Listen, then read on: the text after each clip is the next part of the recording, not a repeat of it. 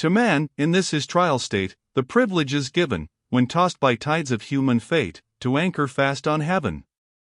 Watts's Hymns. It was with a firm step that Dean sought his daughter's apartment, determined to leave her to the light of her own conscience in the dubious point of casuistry in which he supposed her to be placed.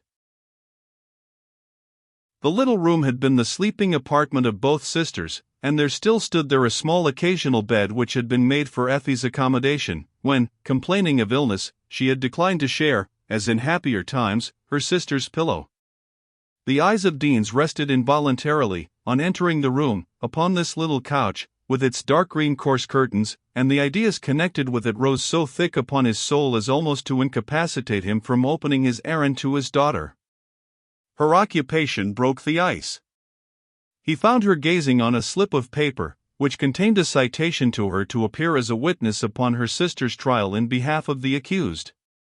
For the worthy magistrate, determined to omit no chance of doing Effie justice, and to leave her sister no apology for not giving the evidence which she was supposed to possess, had caused the ordinary citation, or subpoena, of the Scottish Criminal Court, to be served upon her by an officer during his conference with David. This precaution was so far favorable to Dean's, that it saved him the pain of entering upon a formal explanation with his daughter. He only said, with a hollow and tremulous voice, "I perceive ye are aware of the matter. O father, we are cruelly stead between God's laws and man's laws. What shall we do? What can we do?" Jeannie, it must be observed, had no hesitation whatever about the mere act of appearing in a court of justice. She might have heard the point discussed by her father more than once, but we have already noticed that she was accustomed to listen with reverence to much which she was incapable of understanding, and that subtle arguments of casuistry found her a patient, but unedified hearer. Upon receiving the citation, therefore, her thoughts did not turn upon the chimerical scruples which alarmed her father's mind, but to the language which had been held to her by the stranger at Mushetscairn. In a word, she never doubted but she was to be dragged forward into the court of justice, in order to place her in the cruel position of either sacrificing her sister by telling the truth, or committing perjury in order to save her life. And so strongly did her thoughts run in this channel, that she applied her father's words, "Ye are aware of the matter," to his acquaintance with the advice that had been so fearfully enforced upon her. She looked up with anxious surprise, not unmingled with a cast of horror, which his next words, as she interpreted and applied them, were not qualified to remove. "Daughter," said David, "it has ever been my mind, that in things of ane doubtful and controversial nature, ilk Christian's conscience sould be his ain guide, wherefore descend into yourself, try your ain mind with sufficiency of soul exercise, and as you shall finally find yourself clear to do in this matter, even so be it." "But, father," said Jeannie, whose mind revolted at the construction which she naturally put upon his language, "can this be a doubtful or controversial matter? Mind, father, the 9th command, thou shalt not bear false witness against thy neighbor." David Deans paused, for, still applying her speech to his preconceived difficulties, it seemed to him as if she, a woman, and a sister, was scarce entitled to be scrupulous upon this occasion, where he, a man, exercised in the testimonies of that testifying period, had given indirect countenance to her following what must have been the natural dictates of her own feelings. But he kept firm his purpose, until his eyes involuntarily rested upon the little settle-bed, and recalled the form of the child of his old age, as she sate upon it, pale, emaciated, and broken-hearted. His mind, as the picture arose before him, involuntarily conceived, and his tongue involuntarily uttered, but in a tone how different from his usual dogmatical precision, arguments for the course of conduct likely to ensure his child's safety. "Daughter," he said, "I did not say that your path was free from stumbling, and, questionless, this act may be in the opinion of some a transgression, since he who beareth witness unlawfully, and against his conscience, doth in some sort bear false witness against his neighbor. Yet in matters of compliance, the guilt lieth not in the compliance sae muckle, as in the mind and conscience of him that doth comply, and, therefore, although my testimony hath not been spared upon public defections, I hae not felt freedom to separate missile from the communion of many who have been clear to hear those ministers who have taken the fatal indulgence because they might get good of them, though I could not. When David had proceeded thus far, his conscience reproved him, that he might be indirectly undermining the purity of his daughter's faith, and smoothing the way for her falling off from strictness of principle. He, therefore, suddenly stopped, and changed his tone. Jeannie, I perceive that our vile affections, so I call them in respect of doing the will of our Father, cling too heavily to me in this hour of trying sorrow, to permit me to keep sight of my own duty, or to urge you to yours.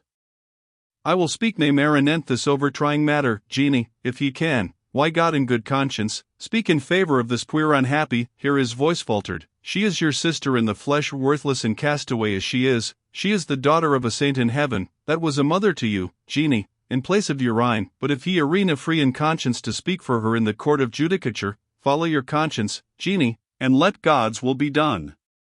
After this adjuration he left the apartment, and his daughter remained in a state of great distress and perplexity.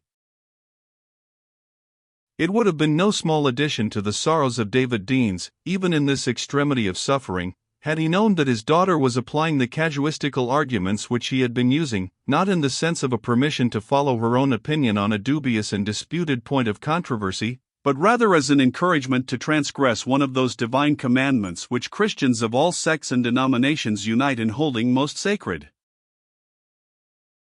Can this be, said Jeannie, as the door closed on her father, can these be his words that I have heard, or has the enemy taken his voice and features to give weight unto the counsel which causeth to perish, a sister's life, and a father pointing out how to save it? O God, deliver me, this is a fearful temptation. Roaming from thought to thought, she at one time imagined her father understood the 9th commandment literally, as prohibiting false witness against our neighbor, without extending the denunciation against falsehood uttered in favor of the criminal. But her clear and unsophisticated power of discriminating between good and evil instantly rejected an interpretation so limited, and so unworthy of the author of the law. She remained in a state of the most agitating terror and uncertainty, afraid to communicate her thoughts freely to her father, lest she should draw forth an opinion with which she could not comply, wrung with distress on her sister's account, rendered the more acute by reflecting that the means of saving her were in her power, but were such as her conscience prohibited her from using, tossed, in short, like a vessel in an open roadstead during a storm, and, like that vessel, resting on one only sure cable and anchor, faith in Providence, and a resolution to discharge her duty.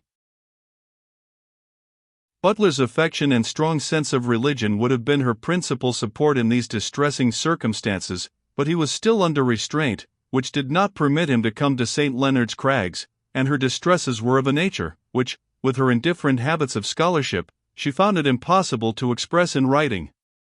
She was therefore compelled to trust for guidance to her own unassisted sense of what was right or wrong.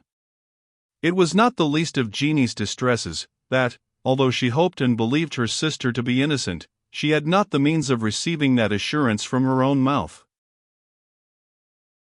The double dealing of Ratcliffe in the matter of Robertson had not prevented his being rewarded, as double dealers frequently have been, with favor and preferment. Sharpedlaw, who found in him something of a kindred genius, had been intercessor in his behalf with the magistrates, and the circumstance of his having voluntarily remained in the prison, when the doors were forced by the mob, would have made it a hard measure to take the life which he had such easy means of saving.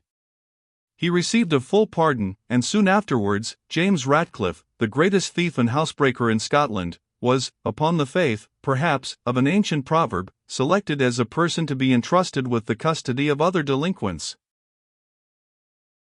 When Ratcliffe was thus placed in a confidential situation, he was repeatedly applied to by the sapient Saddletree and others, who took some interest in the Dean's family, to procure an interview between the sisters, but the magistrates, who were extremely anxious for the apprehension of Robertson, had given strict orders to the contrary, hoping that, by keeping them separate, they might, from the one or the other, extract some information respecting that fugitive.